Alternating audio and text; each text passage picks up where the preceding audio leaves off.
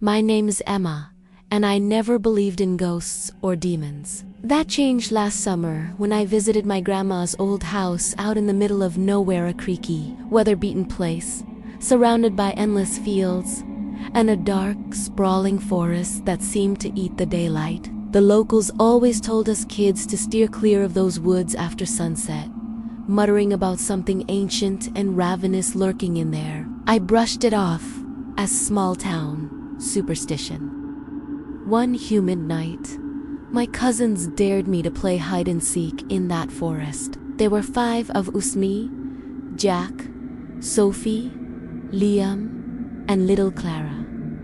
The rules were straightforward.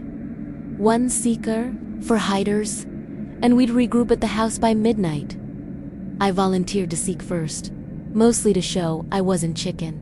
They laughed and bolted into the trees as I counted aloud, my voice ringing in the eerie silence.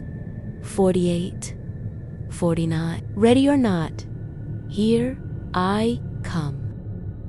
The forest was unnaturally still. No owls, no breeze, just the crunch of my boots on dead leaves. I found Jack first, crouched behind a rotted log, smirking like he'd won already. Then Sophie, tucked in some brambles, hissing at me to be quiet. Liam was trickier. He'd scaled a tree, but I caught the glint of his watch. 3 down, 1 to go. Clara was only 8, small and timid, so I figured she'd picked a simple spot. But as I called out, something felt off. "Clara, time's up. Come out." My words echoed, unanswered. Then I heard Ita giggle, faint and childlike, drifting from deeper in the woods. It sounded like her. So I followed, my flashlight flickering as the batteries weakened. The giggle danced ahead, always just beyond reach, pulling me farther from the others. "Clara, quit playing around," I yelled. But the giggle warped into a whisper. "Emma, come. Find me." I stopped dead.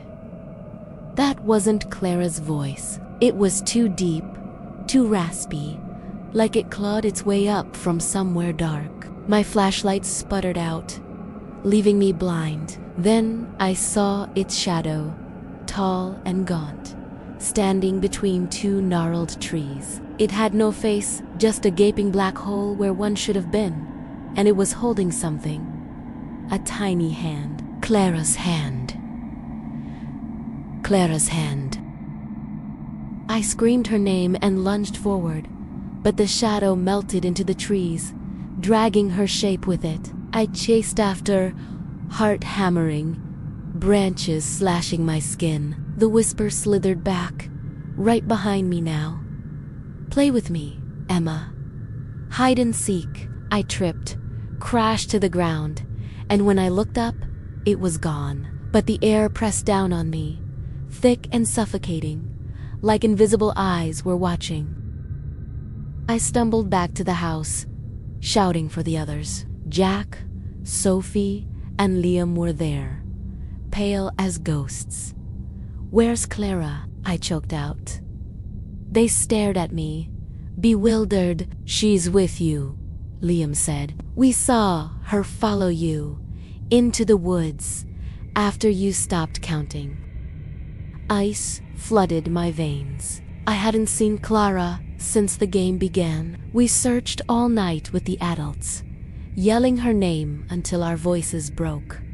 She was gone. The next morning, they found her sneakers at the forest's edge, lined up perfectly, like she'd just stepped out of them. And now, in the dead of night, I hear that whisper again. "Emma, your turn to hide." The old folks say it's the devil of the woods, a thing that loves games but twists the rules. They say it claims one soul every generation, and it's got my scent now. I don't sleep anymore. Every shadow, every rustle I know, it's waiting to play again.